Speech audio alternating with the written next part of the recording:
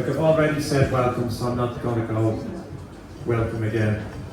You know, it's a Sunday night and you're in an inner city pub, so I don't know what that says about how our lives have worked out. But this is a big event for Niall and myself. This is our 100th public conversation. So it's a big one.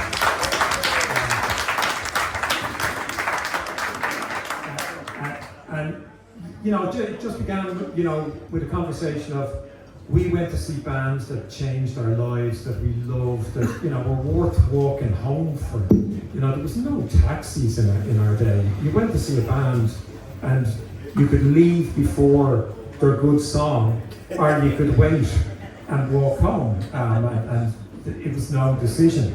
So today we've got Frank, and you know, Frank is number 100 in terms of, and Frank was probably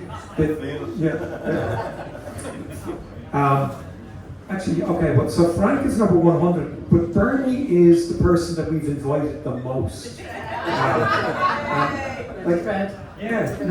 So every time we're doing one of these, we're thinking, okay, how can we ask Bernie again? but it's always brilliant. We've debuted tonight from Paul from Mangled, Ferret, and Donnybrook Garage. And at our last talk, there was a lady in the audience who said, every time I went to the underground, it felt like Donnybrook Garage were playing. Yes. Brilliant. Okay. And it's still being halted. But you know, my joke was, and I didn't see her because I was going to say, don't ever buy a lottery ticket. Because clearly, look, you know, it's not on your side.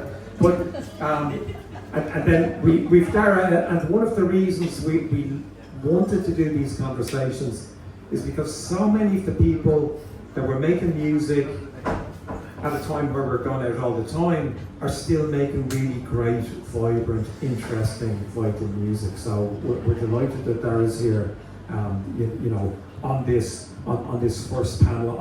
This is our second 100 now. It's beginning.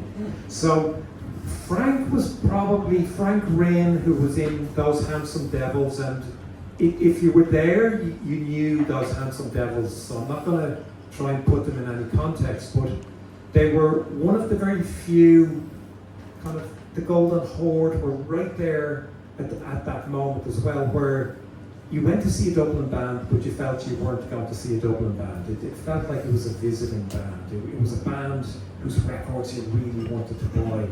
And then Frank moved on to the Babysnakes, and Frank very nicely has flown in from Paris for this event. So, Frank, music, like when you're growing up, like what were you listening to, and was there any kind of encouragement from family or school or from mates for you to take music seriously? Seriously, I don't know. I had older brothers and sisters, so you know, I grew up with a diet of their music, glam rock, Bowie, etc. Then I think about '76, my brother went to Trinity, and probably got first in my entire family who went to a university, let alone a Protestant university, which it slightly wasn't then. But he came back from in '76 at Christmas with the first Ramones album and the first Stranglers album, and I was 11 or something, so I wasn't allowed into their bedroom. I was sitting outside the door listening to Beat on the Brat, Beat on the Brat, Beat on the Brat, the baseball bat, and I just thought, how the fuck can anyone make music like this? And it just took over my sort of soul, and then so I got into the punk. But I think the first, I went down when I was a kid, about 7. I went down to buy a single. I had money for Christmas time, and I went down to buy a single, and I wanted to get Slade or Here We Are, Merry Christmas or whatever, and they didn't have it, so I bought the Jungle Book, Mowgli, you know, because that was the next, you know, that was the only one they had that I could get. So bye Slade and hello Mowgli. But you know, so you were influenced by all this stuff. Sorry, I should know how to do this stuff, the mic technique. So basically, I started a band when I was in school with my cousin, who ended up playing drums because we knew that he could afford to buy a drum kit, and another friend of mine who was a bit older. And the first thing we did, so it's probably why I didn't make it in the music business, the first thing we did was not rehearse. I said, the council have a grant, £1,000 grant for arts, and why the fuck should we not get that? So we wrote out this thing, went down to the council offices, filled it in, didn't have a name, we put in XX35 and put in our application form. And so months later, there's a big debate, it was reported in the Wicklow People, 2 pages, they're all arguing about giving this punk band money. And they gave us £100. So with that, we invested in hiring a 5K rig, putting it in my mate's garage. We went around to the schools and proceeded that we were nice young kids doing concerts. We played the Convent, the Tech, and the Brothers in Arklow in the same week at lunchtime, and booked a gig in the local hotel, and then all the kids came. And so that kind of set me off on music, and it was the inter year. My parents said, now we can do the music now, but you have to give it up after the inter. So that put me out for a while. So I went into this poetry thing. I was doing performance poetry, screaming about priests and whatever, and I got gigs in the Gorey Arts Festival, about 82, I think. I remember my parents drove me down to do this performance, and I had a brother in NCAD, so I had backdrops done by people, and on the way back, the car, complete silence, and there's a priest in the front row, and I'm screaming, praise! So I was looking for attention, basically. I had too many siblings. But then when I got to Dublin, I think my first gig was a legendary gig, and I've seen a lot written about it, not legendary because of me, but legendary because of it. It was called Painted Red. It was at the SFX, and it was put on by a guy I knew, Michael Connaughton, who was a great man, and he's just like mad, and I'm getting the SFX, I'm inviting people. He didn't invite any security, unfortunately. So I arrived down to this. Now, this is kind of my Devil's introduction to the Devil's scene. I knew them, but so I arrive up at this with Sean Foy from Those Handsome Devils and a few other. Mick Arbuckle, who was an artist, he was my percussionist. He had a piece of scaffold pole and a sheet of metal. Sean had his Gretsch, and there's 2 Garda Síochána motorcycles, CC 500s on fire at the entrance to the SFX, and we go in, and there's like about 500 skinheads on one side and about 500 Mohawks on the other, and every now and again it's like a medieval charge. The Mohawks would burst out and there'd be a load of blood there, and then this guy came up to Sean and said, Sean, this is fucking mad. I'm going home to get the bitches. And I'm going, what the f-? So he lived up in the North Sound, he was the next skinhead. So the guy comes back about 20 minutes later with the 2 bitches, who were 2 very, very healthy Doberman pincers. So he has the 2 bitches on the chain, and we're safe for the night. And then My Bloody Valentine were the last band supposed to be on that night, and I went on at about 3 in the morning. And I started screaming about priests and things, and I woke up the skinheads. And they're screaming at me, and then there was an artist called Dona Ruan who was projecting stuff behind me that I didn't see because I'm here, and it's like Auschwitz and H-Blocks and Bobby Sands and Mussolini and fucking whatever's going on there is driving them crazy, and then the power goes. This is it now. I've been told by John Sutton, whatever you do, don't stir them up. And so they cut the power, and we kept going because it was like scaffolding and me shouting, and I could project my voice. And so that was it. And My Bloody Valentine are waiting in the wings. And I don't think he's ever spoken to me since, because they didn't get to play that night. But that was about a month or 2 before I was pulled into Those Handsome Devils. The next gig I did was the NCAD, and again the power was cut, and it was a similar lineup with a few more people, and we'd been drinking poaching. And I was running around screaming, "You'd call yourselves artists, and you fucking won't let a poet do his poetry." So it was kind of like that, and then I was secretly recruited into Those Handsome Devils because the bass player was from Cabra and he hated fucking culchies, and I was from Arklow, and I was trying to convince him that Arklow's not really, that's the Pale, like culchies over the west somewhere. So about March '84, I did my first gig with the Devils, which was supporting the Clash back at the SFX, and it all went downhill from there really. With the Devils, did about 90 gigs that year in Dublin we did a lot. We did the Lark in the Park, a lot of people remember. We did, Bernie and myself shared stages up in the TV Club, with the Golden Horde, with the, I think, the Headcoats probably, Yeah. wasn't it? Billy No. Childish? The- Or his previous band. the one, Milkshakes. exactly, the one Milkshakes. before Milkshakes. them. The milkshakes. The milkshakes.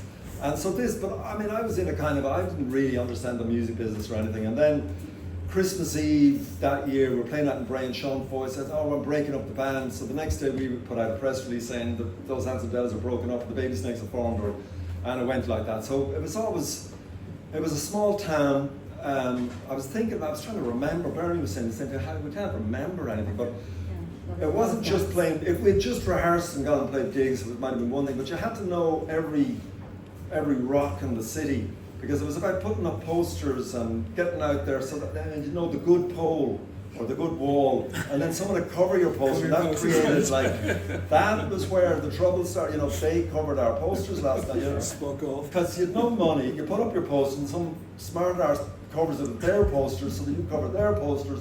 So it was kind of tribal warfare and fun, and then we had audience, but the underground, I'm trying to think, I left some posters there as part of the raffle thing, which were from the Ivy Rooms in May '85, which was probably the Babysnakes' second gig. But the Ivy Rooms was like, I'd been at a lot of gigs there, played there a lot with the Devils and things, but that was the Gorehounds, Real Wild West, Bone Shakers, and the Babysnakes. And then I met Jeff Brennan and his dad. I can't remember how I met Jeff, but Jeff and his father had got this bar. It had been the 55, I think, and it had been kind of a slightly, I can't remember what maybe a gay clientele underground bar just off Dame Street. And then they had got it and decided they wanted to do bands in it. And I don't think the Babysnakes were the first band in there. We were definitely played in the first month, I would say. And it was great. You came down the stairs. The stage had this little wooden, it was the wooden thing there, it was a little wooden railing around it. And I can't remember, did they have a PA or did we have to bring it in?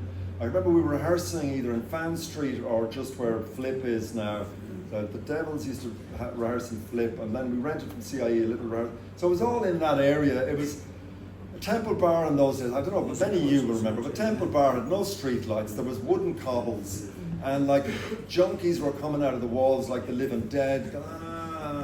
And it was kind of freaky. And I remember rehearsing with the Devils on Central Bank Plaza, and there'd be people holding knives up, going, Pfizer, we're gonna fucking kill you. And I'm saying, who the fuck is that? They're from the Bond. Like I was stabbed by one of them when I was 12. And it's like this kind of culture going on. But the underground, Jeff's uncle was a big lad, and there wasn't any of the violence in the underground because it was like Thomas Street Chipper, rock and roll venue on Dame Street, and you weren't going to mess with them. So that made it a kind of a safe place to play a gig. You weren't going to get killed. But I don't know how many gigs we played in the underground. We did, by October '85, we did a residency there. I don't know if any of you remember the size of the place, but I do remember the kind of numbers who would come to the Babysnakes. We probably got 80 the first time, which was over full. But it got to the point where we were getting like 130, 140 people in, which meant that the stairs coming down had 20 people on it. It was sweaty. All these school kids from Rathmines College were there, the 14-year-olds without their school uniforms, and it was a weird, crazy, wild scene with just passion for bands and kids. I mean, we were all 17, 18, 19, and it just had this incredible vibe. Was that a question? Sorry, Michael. No. For any of you who've come to these before, the way it works is I ask people questions, they answer them, and then I ask them another. So, Frank, thanks very much for that 12-minute speech. The Children of Lyre played, and Stano performed, My Bloody Valentine did, but there's a great lesson. I don't know, you probably know this lesson, but if you burn two Garda motorbikes outside the venue, they take it in view of that. So I'm just putting that out there. So they shut it down. The other thing, Frank mentioned, he was a ranter, he was a poet, after a fashion. But one of the places, if anyone was feeling very depressed or suicidal even, a great thing to do was to go to poetry readings, because there was a good chance you'd get killed at them. I went to one at the Academy, and Harry the Dog, Harry Callahan, was playing it. And you were in fear of your life, because there was a bunch of punks who just were so angry at the world, and then there were angry people from Dublin, and then they were joined by equally angry people. But I'm just intrigued with the jump from those Handsome Devils, who were very rockabilly in a way that kind of the Clash were. There was a movement at the time with the Meteors, who famously were meant to play with the Golden Horde in McGonagall's, but the singer had issues with the police across the water, so he didn't make it. But whose idea was it to go into this very snarly rock? What was the difference, and what was kind of the evolution of? Were you ready to jump when those Handsome Devils dissolved? I think those Handsome Devils kept going, but it was, sure, the Devils were rockabilly, but there was also a pop sensibility there. I was kind of pulled into those Handsome Devils because I looked different, I looked cool, and I was mouthy anyway. And the manager thought a mouthy fella who could talk would be useful for the band.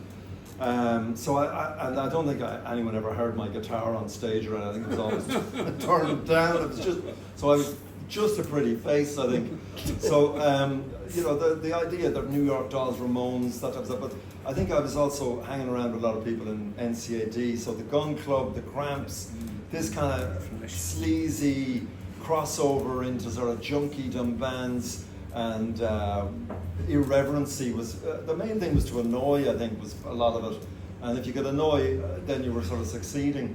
And then you got me the Babysnakes guitar player, because we had a drummer, we had me. First bass player was, I think, the late George Byrne, but he lasted about 2 months. And you said, I know a young fella out in Fox Rock, he's great. So you introduced me to Neil O'Sullivan. And then we started rehearsing. And I think I do have a cassette somewhere of us live in the underground, but it's a kind of a strange type of music. And music was, if you think about the pop music at that time, you had Duran Duran at the same time as the Smiths, at the same time as, and I think in Dublin, 83 was a big year because Lizzie breaks up definitively, and that changed one thing. And then U2 were very concentrated on the United States, and everyone's trying to be the next U2. But our pop sensibility, or what kids were into, was a mix, a very broad mix. So the Starry, I think if you could get a reaction, it was good, because we weren't looked after as children enough properly. So anything that would annoy was seen by me as positive. Probably was a bad idea, all of it. But so the music, I don't know if it ever evolved, but it was about sort of trying to get something across, and then then once you got into the gigging, then you had to keep gigging, so you had to keep bringing people in. I think the Golden Horde had many, but even the Babysnakes probably had even double the lineup changes of the Horde even. Yeah. And then musicians would evolve it, but. No, that's a perfect segue from those Handsome Devils and Babysnakes to the Golden Horde, and those two bands, the Devils at the time and then the Golden Horde, really, in my memory, were the band that you wouldn't miss, that you had to go and see at every concert by. But you've made a really good point, Frank, about the Painted Red, and maybe in the future we will do a discussion just about that. It was an incredible event because it was on St. Patrick's night, and at the time St. Patrick's was dry. St. Patrick's was an alcohol-free day, which seems ridiculous now. If you liked the drink, you went to the RDS for the dog show. That was the only place that had a license. So you had all these lads wandering around, off their faces, looking at greyhounds. And then they decided, some of the NCAD people would put on this gig, and it was one of the best lineups on paper, but people just couldn't handle anything that was a little bit different. I worked in a shop called the Dice Man, and there was someone called the Dice Man who did street performance art, Tom McGinty, and he was carrying a crucifix with the children of Lir. So the skinheads thought, it's Jesus. And their instinct was, so let's kill him. but which is funny at one level, except they dragged him off stage and kicked the crap out of him, because it was someone who kind of challenged them a bit. But so we will do something about Painted Red, but from the Devils to the Golden Horde and the Cramps, people forget how important the Cramps were to the Dublin rock audience, because it was kind of ghoulish, but it was really funny, and it was musically brilliant, but it was also challenging and kind of chaotic. And Bernie, you had an experience that kind of no one else had, and certainly no other female from Dublin, of experiencing punk firsthand. And Elvira Butler posted something this week about Patti Smith, because she was working in a hotel in London, which is where Irish women went as students to work in hotels. And she was working in a hotel where this American poet was staying, and Patti Smith used to perform solo gigs to Elvira at reception. So can you tell us a little bit more about, because you're not from Dublin as well, and where did music feel like something that you could make instead of something that you listened to at home, and how did you follow your quest for great live music? I suppose obviously got into music before I moved to Dublin when I was still in school, but it wouldn't have occurred to me that it was something that I could have done myself at that point. And I've always said I'm kind of a late developer in a lot of ways, and I think that's why a lot of my friends are younger than me, because I've never felt my age, and I've always felt a little bit young and naive for the age that I'm at. So I moved to Dublin, and Dublin was kind of obviously pivotal to, I suppose eventually having some sort of a, being in a band or doing that sort of creative work. I think again I was in Dublin for a year. I was in college, and there was this opportunity they were recruiting for to work in hotels, students to work in hotels in the UK, in London. So I just took that opportunity and went over and knew straight away, because I had been listening to John Peel, and I knew punk this was 77, so punk was in full flight in London, so it was mainly my mission to find a way to get to London, which was what the work allowed me to do. So I went over and was lucky enough to sort of just arrived at that period when, at that point, it was the Vortex rather than, I think, the Roxy originally. So spent a summer essentially, and was also very lucky because met a guy who was also working in the hotel, and he was a few years older and was a punk and was already into the scene and knew loads of people. So it was a summer of sort of seeing everybody I could, including like Susie, X-Ray Specs, The Slits, like loads of others, Penetration. And coming back, I mean, I don't think I would have articulated or even thought to myself, I want to be in a band, but I still had this thing that I wasn't satisfied with just being an audience or a consumer. I wanted to be a creator. I suppose subliminally that was going on. And again, it was probably through, meeting like Des O'Byrne, and then I suppose the pair of us and, another friend were the kind of original nucleus of the Horde, and then Carmody got a few people, a few friends in Trinity to be backing singers, and then we had other friends who, play bass and drummer, and got people from everywhere. But but it was definitely that thing of that sort of trajectory of from not being satisfied with just being an audience, wanting to be part of the performance and be a creator and a performer as well. But I probably wouldn't have been able to articulate any of that. It's just looking back, that's what was happening. But what a gift for a young person, that a form of music that's happening right at that time prompts you. And is that something that you've carried with you I guess to a degree, yeah. I suppose what was particular about punk as well was the DIY aesthetic, and you had like back in '77 with Desperate Bicycles going, it was easy, it was cheap, go and do it. So just create your own record, make your own record, record it yourself, put out your own label, put out fanzines. So that sort of DIY aesthetic. I mean, I would hope I've carried it on to some degree in certain aspects of my life for sure, but particularly during that period, because I think the Horde were just, I mean, yeah, a couple of the other people had already been in bands, so like Des had been in the Letters, for example. So there was a sense of sort of knowing a little bit of knowing the ropes. But venues kept changing, and that's why I suppose by the time the Underground came along, Temple Bar was very much the nucleus of where we were. We would go for drinks in the Granary, which is what which became Bad Bob's. We rehearsed in Temple Lane. Or not Temple Lane, sorry, Temple Bar, yeah.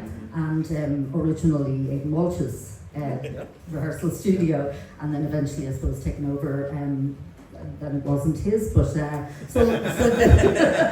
just say that. And I suppose that meant that, and I had been working up till I was trying to figure out if I'd finished working there, but I worked in a macrobiotic restaurant called the Golden Dawn, which was also on Fan Street, I think.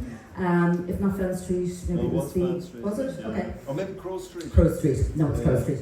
And so that was also near there. So it was literally sort of where we hung out continually. And if you weren't, in the Granary or in the rehearsal studios, or you were in the Underground, but yeah, for sure the DIY thing, and the sort of sense that punk gave you that you could do it, even without, I suppose, in my case, like I didn't play an instrument or anything, but yeah, just go for it.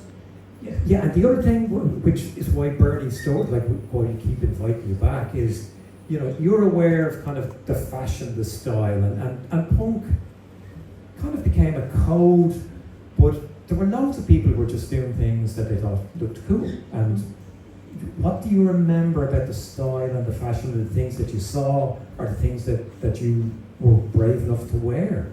Yeah, well, I suppose by the time, I mean, are we talking from sort of moving to Dublin and getting into punk?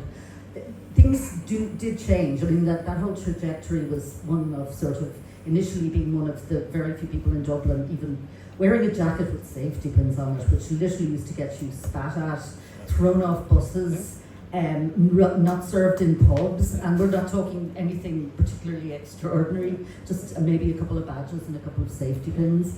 And it sort of progressed from that to, I suppose, by the time we got into the early and mid-80s, it was a lot easier to be a bit more expressive in terms of how you dressed. Although what I do remember from that time was an awful lot of like paisley, huge amount of paisley shirts for women and guys, and I suppose the Horde always particularly liked to kind of dress up, but you'd everybody, like you'd other bands where, I mean, their dress style was just the style of the time, so that could have been like check shirts and jeans, and it wasn't a particularly challenging or groundbreaking, but I suppose for us it always was, and for me it always was, but that goes back further than punk. I think it just was always part of me, so it's just something I took a particular interest in. But yeah, it was a big part of it for me as well. Okay, and that's very interesting. So before punk comes along, you were fashion conscious, your style, image.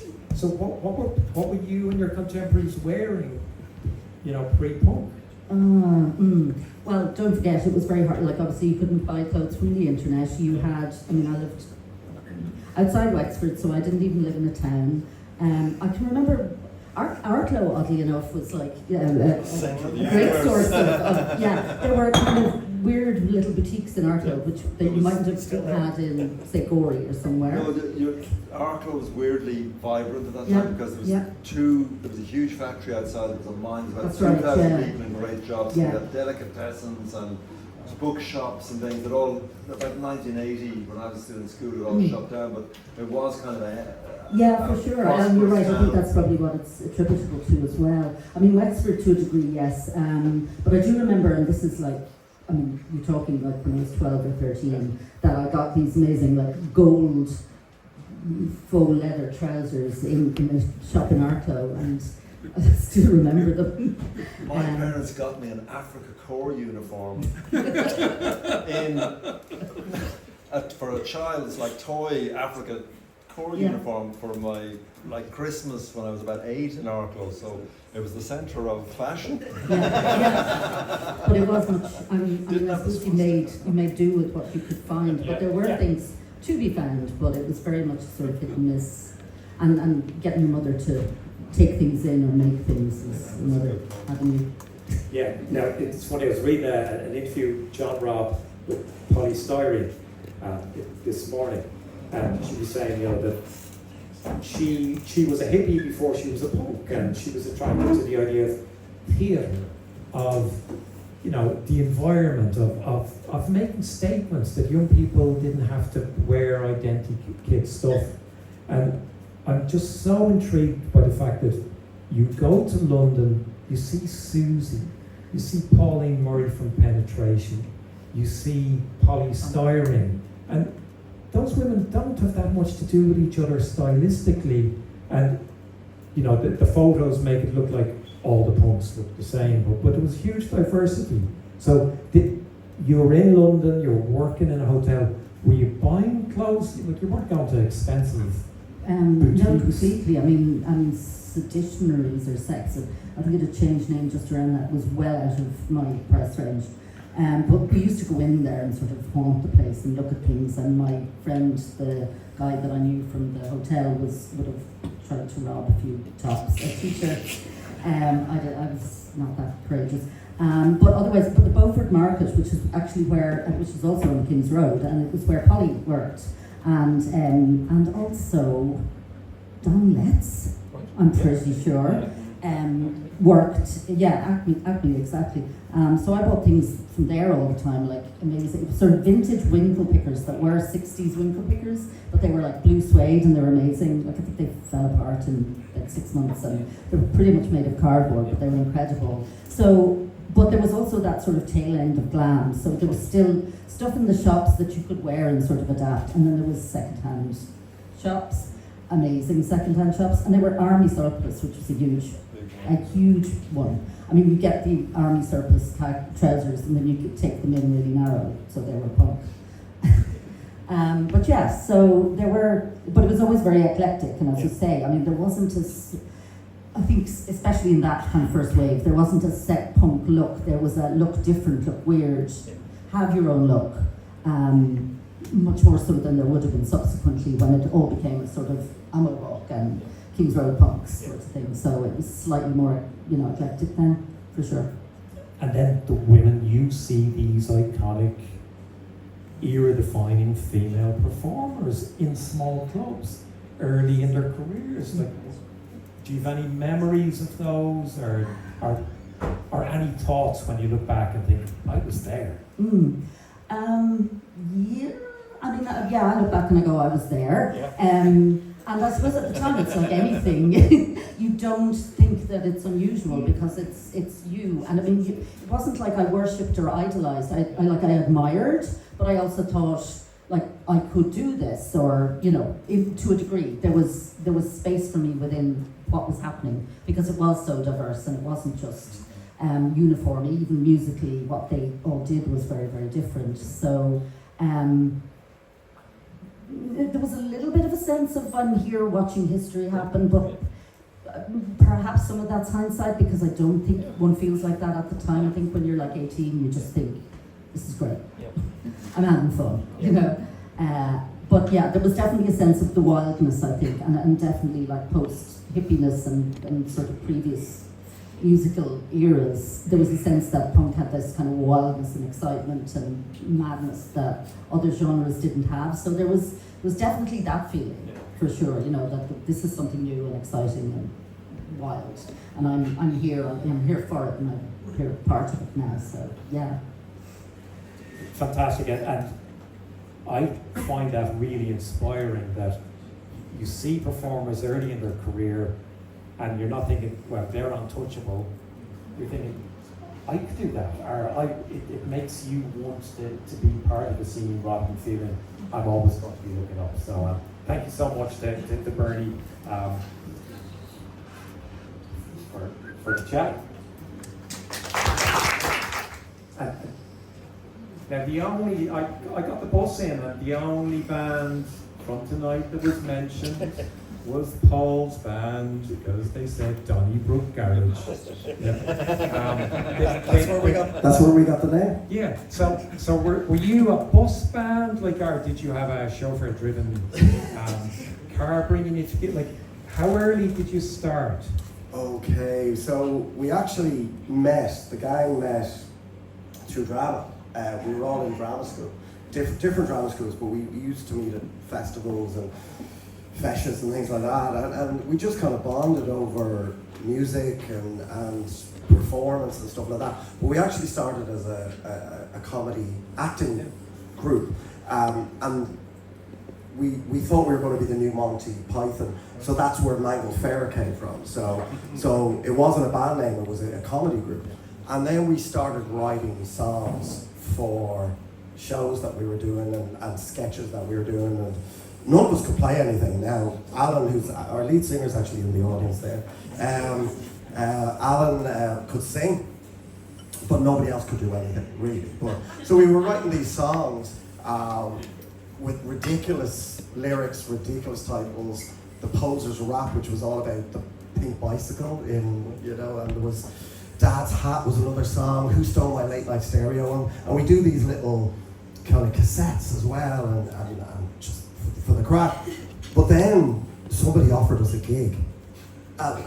So in the underground, and that's where that started.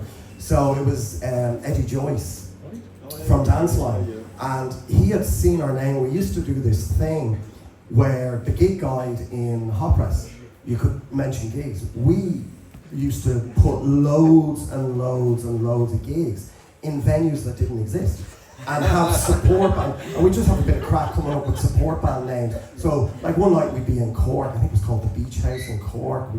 Then we had the GF Ward, which was Garvin's front room, he was our drummer. The Dive Bar. These places, but so Eddie saw all these listings and said, we better get them down to the underground. We had no songs, no instruments, but so we found an old Casio keyboard. Like Frank, I was playing the guitar. Mine wasn't even plugged in, let alone turned it on. So we were just having a crack, and we got a review. Eddie actually gave us a review on Hot Press, compared us to a band called Butch Bullfucker and the Mange Mites, and said, musically they're very loose. And when they finished with a cover of Wanderly Wagon, if the cover versions stick in your memory, that's only to be expected. But catch them before the humour wears off, So that was Mangled Ferret, and then from that we were playing the Bag It In, the Ivy Rooms, all the usual places. But we always tried to keep that sense of fun and humour. And then we got some instruments and we got more and more gigs. But then three of the lads, there were six of us, three of them really wanted to go serious. Okay. And they formed a band called The Nursery. Yeah. And then myself, Alan, and Ian, the bass player, we still wanted to keep the kind of comedy side. So we came up with this new band, Donnybrook Garage. And then our first gig is Donnybrook Garage. And this is in the underground. There was 8 of us on stage. So there was myself, I was on percussion at this stage. A triangle, cowbell, a wooden block thing, and then Ian on bass, Alan on vocals. We had 2 backing singers, Miranda and Elaine, who were called the Electric Sex Kittens. There was 2 well-known musicians from Dublin, the Brown Brothers, Steve and Dave. They were in a band called The Way It Is, and I mean, Dave is still, he's playing in New York now, he does loads of gigs around New York.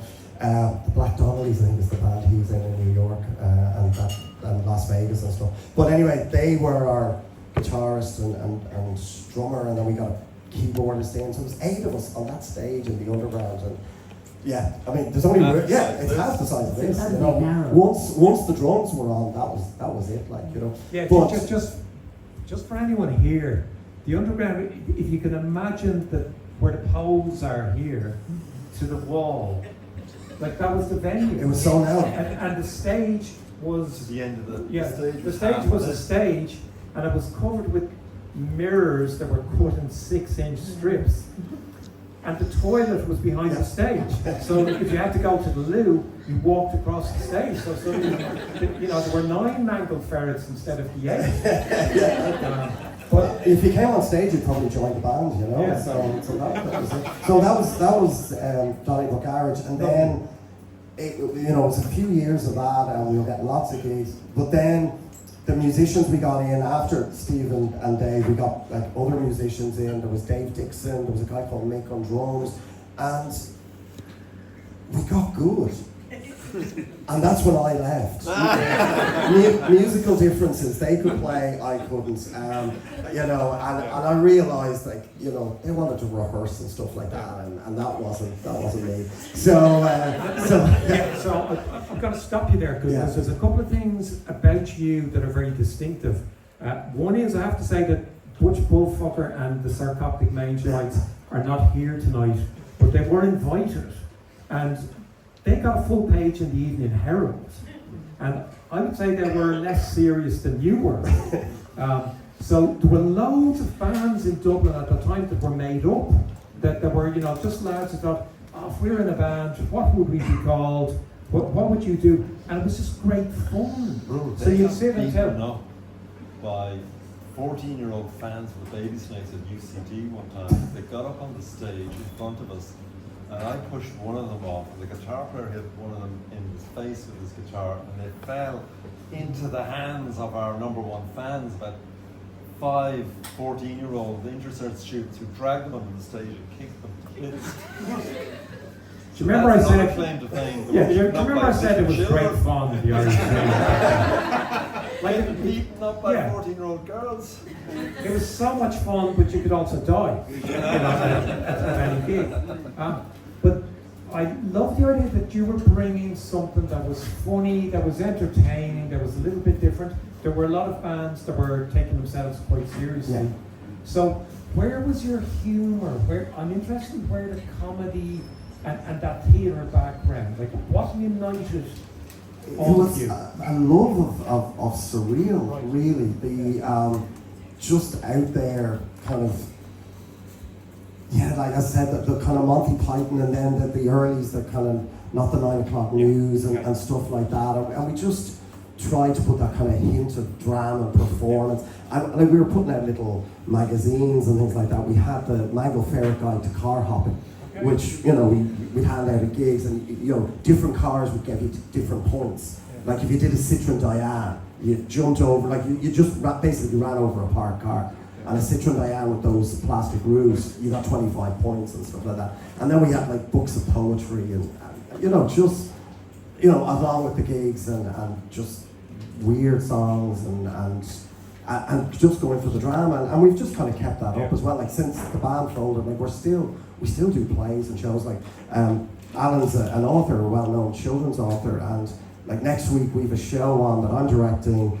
Alan wrote it. My son Daragh, whose album's down there, he did the music for it. Ian's doing all the video stuff for it. So we're all still there, and it's called The Curious Case of the Irish Yeti, and it pictures Molly Malone and Bram Stoker as unlikely childhood friends on the case of this Irish Yeti, and we're doing it in the Civic next week. So it's like 40 years on. Like at the time, we used to joke, we're still getting away with this, lads. When there's brilliant bands like here on the stage, we were getting gigs as well and getting away with it. And 40 years on, we're still getting away with it, which is great. Yeah, but again, this puts you in a kind of a unique place. So surreal comedy and the Monty Python, and not the 9 o'clock news. I can see it. Was there anything that was funny in Ireland at that time that kind of stimulated you and thought? We just found people amusing. Like we were definitely observers. Like we had one song, for example, was called "He Drank So Hard He Sucked the Bottle Broke," and that was coming out of, was it David Bowie? I think it was David Bowie or Queen. We were coming out of in Slane, and there was a fella in a ditch, and his American friend said, "He drank so hard he sucked the bottle broke." Never heard that expression before, but that's a title for a song. So I think there was a lot of observational stuff, and just hanging around Dublin. It was just it was a scary place, but it was a great place, full of characters, And on a weekend, you might start in Grafton Street, like, the Bailey or Bruxelles or whatever, who's playing tonight in town, and then, let's go down to that. And you would just, no mobile phones, no internet, whatever, but you would meet somebody. Somebody who's in a band, like, you spoke earlier about, like, we all hated each other on one level. But, because, they're getting a gig that you might want. But we were so supportive of each other as well. And there was always, somebody to talk to, somebody to chat to. And just hanging around, that inspiration just, but you're right, there wasn't a comedy scene as such in Dublin. And maybe we were years ahead of time. There was, of course, the Joshua Trio. But again, the comedy scene kind of grew, but it was Billy McGrath deserves a lot of credit for it, but the underground, the Short and Curlies, was the beginning of that. And you rightly said Alan is now a very successful and outstanding author, but Alan is still someone who, if I see on the street, I think there's Mangled Alan. Because you get a nickname, like everyone has a nickname. So thank you for being part of this. And Daragh, great to see you again. And I guess what's important to know in myself is that you're still making really interesting music, and I'm a huge fan of the Prongs and John Fleming, and John Fleming wrote a great book about the era that we're in. A lot of it's about banter and about the sense that you're a child that didn't have enough attention paid for it, and that you're Irish in a country where English culture is dominant, and you feel like a fool, when you talk to English people. But I'm a huge Prongs fan. I'm delighted to see you bring in something. You wrote about the prunes for us in our first book. So, like, what were you seeing in Dublin or in Ireland that was making you go, that's really cool, I'm proud to be Irish, or I'm glad that they're from the same country as me? I'm not sure I thought in those terms, frankly. I'm not sure that was a welcome kind of thing, and at the time it was like we were more thinking internationally, I suppose. But, I don't mean it in terms of aspiration. It's just, it wasn't particularly nationalistic. I'm a bit younger than everyone on the stage here, so that battle to can you do something, was done, so it was we just did it. You know what I mean? It was me and some friends in school. We just did it. We played gigs and supporting Hawkwind bands in the underground and so forth, so that wasn't as much of a struggle for us. I mean, there wasn't that much of a gap in our ages, but that was done in a way. Anybody could do it, and as Niall would say, everybody can do it, there was nothing about, do we think we're, proud to be Irish, or, that wasn't part of it. It was about music, So what Dublin or Irish bands would you have made a point of going to see, or did you have, you wrote about the Prunes and how startling that was. Was there anyone up there with the Prunes for you? Not really in Ireland at that stage. There was nobody, like, this is 1983. Let's say we were playing. There was nobody really that really grabbed us.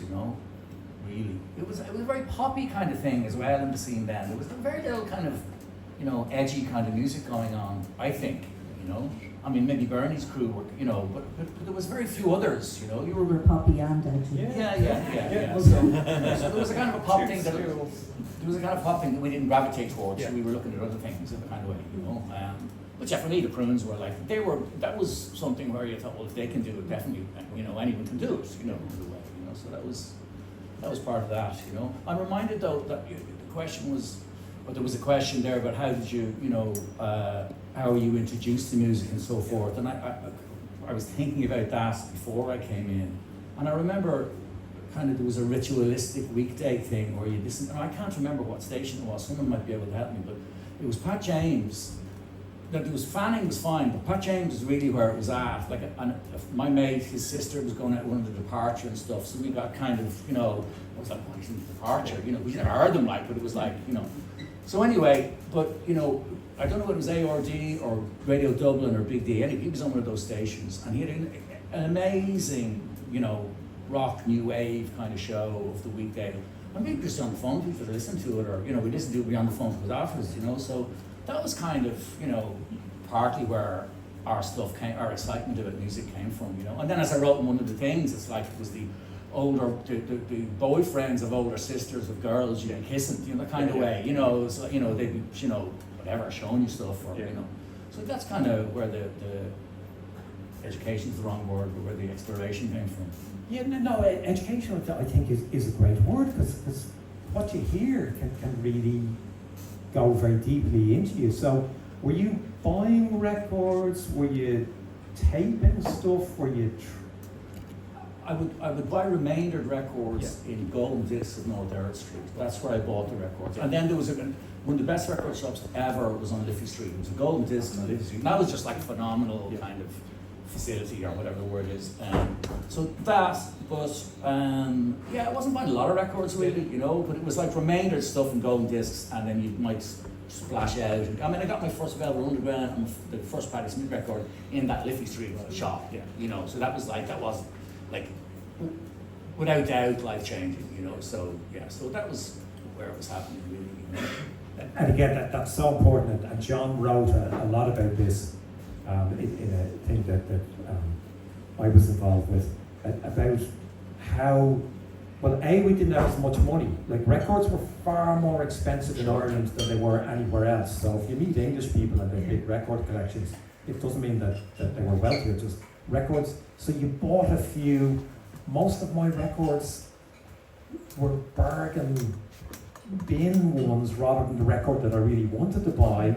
Although I did get a mail order, I did get a mail order song from Under the Floorboards from, I guess it was Sounds, because it wasn't NME or Melody Maker, you know. So I got a mail order song from Under the Floorboards and a mail order Tigers of Pantang record.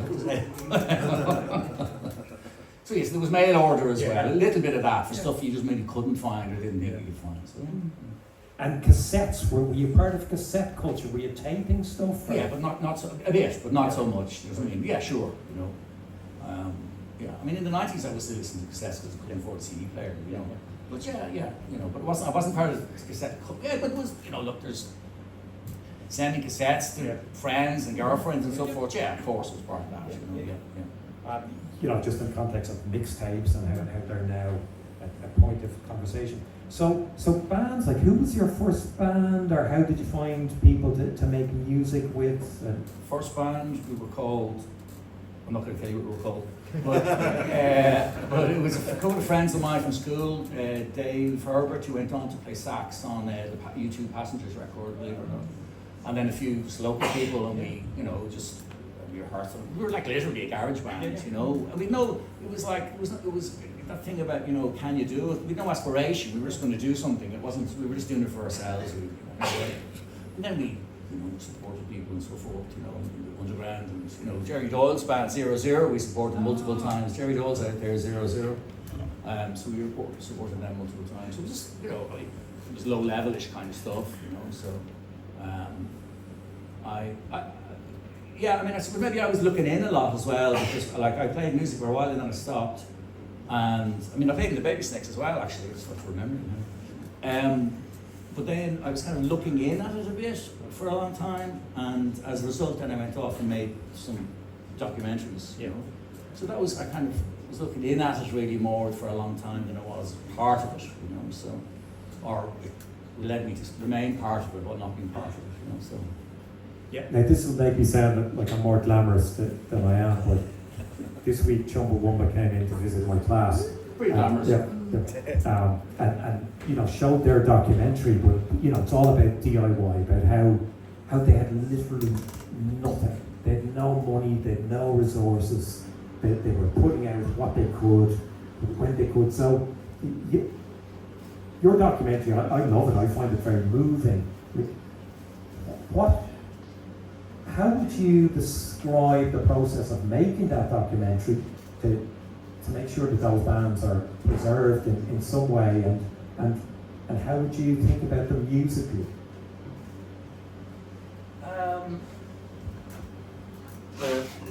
was literally that thing where I thought somebody has to document this. And if you recall, some of the people in the room will recall, because they were actually part of it, they were ignored, all of these bands were ignored 100% by the whole media. Everybody ignored them. So it was a completely street thing. And there was no cool attached to it in terms of, you know, when punk was punk and new wave, at least the journalists, there was a kind of a sense that, you know, we're into this, but nobody cared about it, right? And I thought it was the best music I'd ever heard, like, coming out of Ireland. Some of the, like, by far some of the best songwriters are in that milieu, you know? So I just thought, I have to do that, you know? I have to do that. So I did that, you know? But I think it's worth saying, in parallel, while I was kind of hanging out with a lot of these people, I was also hanging out with people who were busking on Grafton Street. And I subsequently made a documentary about them. And they were hated. Like, everybody hated them, you know? Everybody hated them. And certainly the media weren't touching base with them, you know? And even when they got a bit of traction, the media hated them, like, despised them. So I wanted to make a documentary about them as well. And 3 or 4 of those people are now like, you know, megastars, like literally megastars, you know? So it was something I thought, like, nobody's seeing what I'm seeing. So I thought somebody has to do it, and it seems that I'm the only person that's going to do it, you know? And I did it for the X, I did that thing as well. And I thought, man, like, this has to be, it's never going to happen again. I made a live film for the X with a load of jazz guys playing in the Button Factory. Anyway, nobody was going to do it, and it was going to be lost because they weren't going to do that again, you know? So it's literally documenting, I suppose, you know? And, you know, just seeing something that really needs to be, you know, put down somewhere, you know, and kept. And what a great theme, like what a great thought, I think, for everyone who's here. Certainly what's going deeply into me is that no one else was going to do it. So you kind of feel a sense of responsibility that it has to be. It was going to slip away, yeah. No, 100%. Yeah. I mean, I was glad to do it, but there really was a thing where this can't be let slide, you know, it can't be let slide, you know. And this, like, deeply unpopular as the street people are, I mean, I love them, you know, and I love their music, and, you know, so it's like, you know, from my perspective, both of them are equally, you know, and there was a kind of a synergy some years later, you know, between those two crews, but and then things change. It's all for grabs now. There's no, you know, the tribalism thing is just fucking gone, you know, for good or ill, you know. So I miss a bit of that, actually. Okay, thank you very much to everyone on panel 1. We'll take a 10-minute